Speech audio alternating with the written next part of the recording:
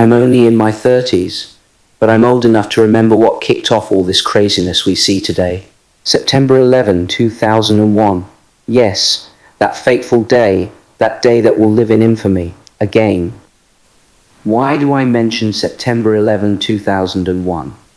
It is now literally decades ago. What connection does it have to now? Well, friends, I'll tell you. September 11 is the single key to understanding everything happening today and why it should matter to you. If you begin with a lie, everything else that follows will be even more lying. September 11, 2001 was the bedrock lie on which all major modern lies have been built. The attacks that occurred that day were immediately framed as an overseas threat. Why is that important, you may wonder? It's precisely important because the overseas part of the threat was in fact a lie of epic proportions. An overseas threat comes from an adversarial nation state by definition, and was not the case here. Many alleged hijackers responsible for the September 11 attacks were in America with expired visas. September 11 was, among many things, but most importantly, a failure of border security, and yet it was never framed this way. Why? Again, describing the threat as overseas was key to what came after. In a matter of weeks, the American war machine shifted into sixth gear and revved to life, bringing what would be a path of utter catastrophe and destruction in its wake in the years to come for everyone involved. But many unanswered questions and concerns lingered as the American military misadventure began. One concern that gets relatively little recognition are those who stood to benefit from September 11 and the resulting response. Specifically, Israel.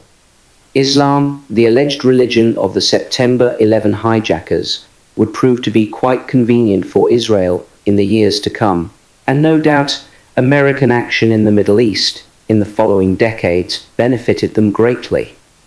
Imagine Israel's gleeful joy when they saw the American White Knight charging into the sunset, ready to attack Israel's greatest enemies, Middle Eastern Muslims.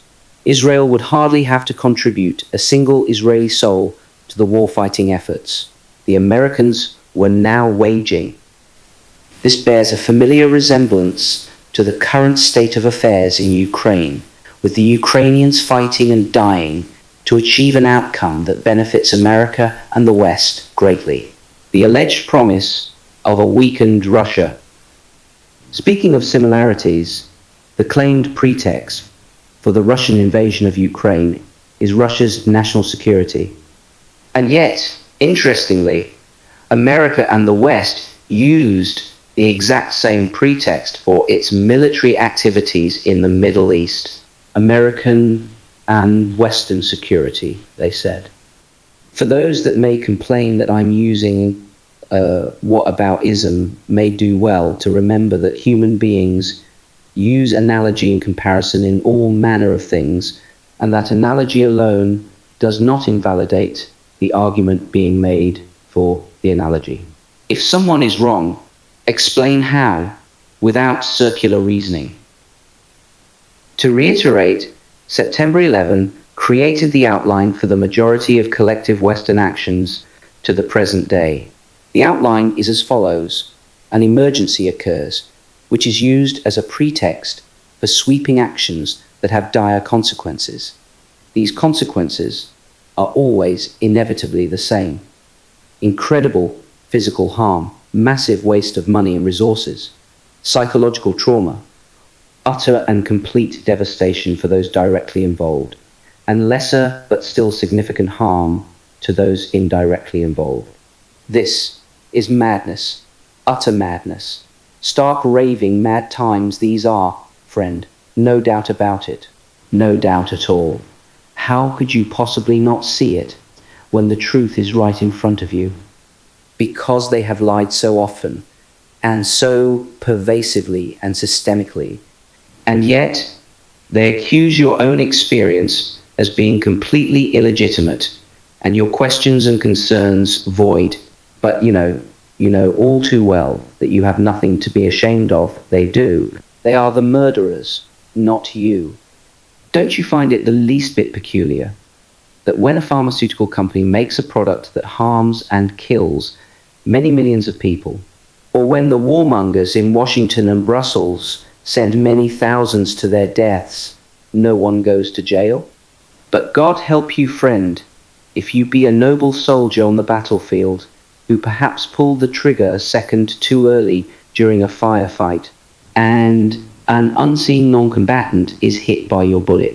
Or you're an employee who messes up a critical document. Then you could go to jail. Isn't that odd? If America is democratic and its institutions so sacred and beyond reproach, and the people democratically choose their leaders without interference from bad actors, then why do American institutions and officials always have such dismal approval ratings? At the present time, who in America doesn't know someone who has died from suicide or a substance-related death in the past 5 years?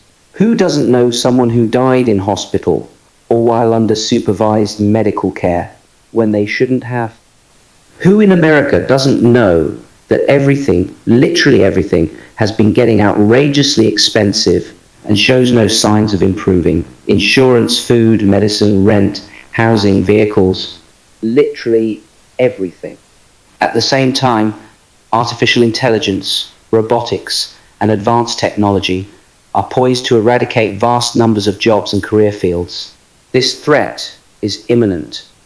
Do you understand why, dear friend, the American Federal Reserve has for its primary mandate maximum employment and price stability, while still essentially admitting that these two are mutually exclusive in the current American system? After all, who manages better during inflation, those with more or those with less? Obvious answer, right? Therefore, who should sacrifice? Those with more or those with less? How much more obvious can you get? It's about as obvious as the Federal Reserve's real purpose, which is to benefit those with more at the expense of those who have less. When inflation occurs, those with capital will not absorb the costs, even if they can do so, and even if it benefits society as a whole. What those with capital will absorb, however, is the liquidated assets of those who are impacted disproportionately by the Federal Reserve's interest rate hikes, thus perpetuating the cycle of migrating wealth to the uppermost crust of society, away from everyone else. What many in the West can't or won't admit is that in many ways money is power, and power is the exercise of freedom. No money, no power, and all that alleged freedom becomes, ironically, worthless, as if you had no freedom. Why is there so much money and power dedicated to so many things, other than helping those many millions of people openly suffering in Western countries? It's as obvious as everything else I've said, because those in charge, the wealthy, powerful elite, don't care. It is obvious that this vast, elaborate system they put in place is designed to maintain the status quo of their power and wealth at your expense, my dear friend. And you can be sure that nothing, including so-called rogue actors and elections, will stand in their way. The upcoming American election fills me with dread, and it should you as well. These are the people that let millions die in wars around the world for decades.